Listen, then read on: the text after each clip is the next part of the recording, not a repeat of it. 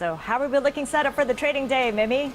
Good morning, Kathy. Well, as you mentioned, we're jumping off from 79.19. That was the highest close that we've had since April of last year. The index yesterday, among the best performing markets in the region, up by 2.8%. That's on the back of net foreign buying to the tune of 1.4 billion pesos. Is this sustainable? We'll ask our guest this morning, Mr. Phillip Hagedorn, Chief Investment Officer of ATR Asset Management. Good morning, Phillip. Thanks for joining us. Phil, good to have you with us.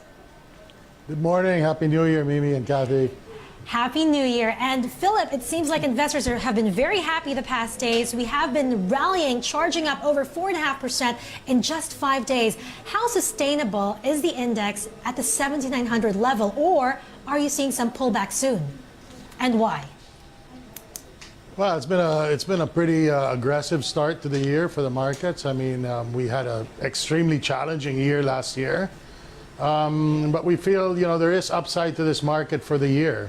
We're looking at a year where adjustments have been made, at least for equities. A year ago this time, our market was trading at 22 times multiple. Today, we're like in the mid-teens.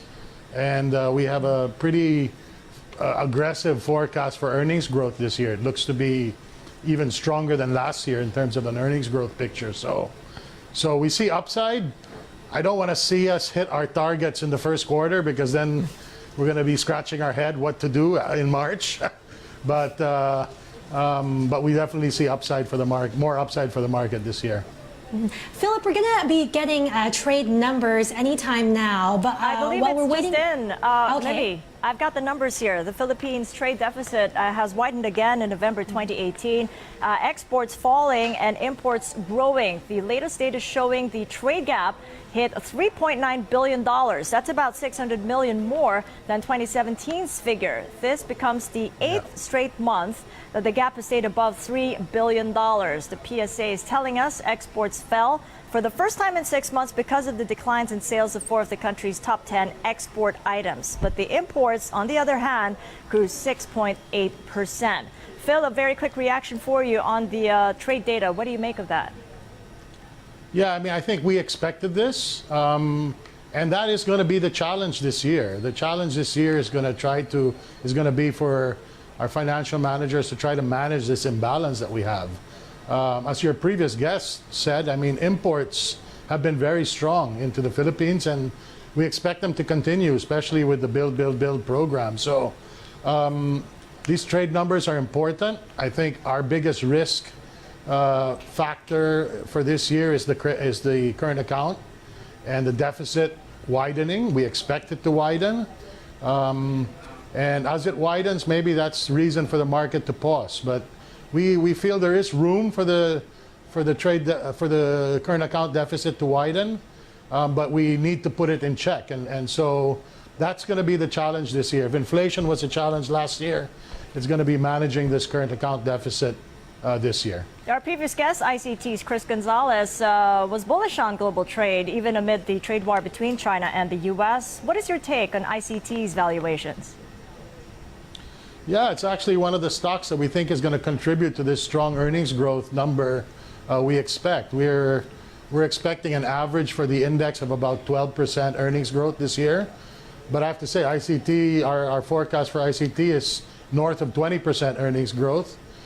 They've, as he pointed out, lots of ports firing on all cylinders. And I think it's a company that we think will exceed the earnings growth average that we expect for the market this year. Okay, Phillip, we'll talk to you again at the opening bell. Thanks for joining us in this first part. Kathy, back to you. Okay, I'll be back with you both in 10 minutes for the opening bell. So let's get the opening numbers at the Philippine Stock Exchange. Michelle Long rejoins us for that from Taguig. So how are the numbers looking, Mimi? Hi, Kathy. Well, Philippine shares extending their gains up by about 0.1%. We're now trading at 79.31, and at the foreign exchange market, the peso also firming up at the opening at 52.20 against the greenback from yesterday's close of 52.345. Phillip Hagedorn of ATR Asset Management still with us. Phillip, earlier you did talk about how the challenge this year will be addressing or balancing out the current accounts deficit. We do know that countries or economies with those deficits deficits, current accounts, and trade deficit, or those imbalances, were punished by foreign investors last year. Philippines, Indonesia, India. This year, that's our challenge still. So are you expecting foreign investors to continue to stay out of the local market this year, considering the past days they have been buying us? Yeah, I mean, I think we've seen them come back this year. Over the last 2 weeks, inflows are close to $100 million already. So I think they're seeing the opportunity as far as valuation and earnings growth is concerned. Now, let me just clarify in the current account. We think that we can still attract growth with a current account deficit sort of at the 3 to 3.5% level. The problem is that we're now below that, and as we move there, how will investors react to that move? No? And I think that's where markets can take a pause. So it's really going to be a balance for the government, a balance between the growth forecast, which is very aggressive, about 7%, and keeping that current account at bay, or the deficit at bay. And you know, our view is that, you know, if we target a growth forecast between 6 and 6.5%, that's still going to be among the fastest growing countries in the world. And it might allow a little bit of balance between blowing out that current account to make it a problem, and keeping it at bay where investors feel, because valuations are cheaper, earnings growth is strong, that there's a good opportunity to invest in Philippine companies. So that's going to be the challenge this year. We don't think inflation is going to be a worry. We see it heading downwards, and as was pointed out earlier in the slides. You know, pressure from oil, pressure from food, the base effect from the Train 1, which actually started January of last year, Well, just very will all quickly, dissipate. we wanted your quick reaction. RCBC's, the court has decided that Maya Digito is guilty as charged of money laundering. What impact do you think this might have on the stock? I don't think it'll have much impact. The company or the bank has already paid their fines. We'll see where it goes. And speaking of RCBC, just wanted to share, their shares are trading flat right now at 29 pesos and 50 centavos apiece.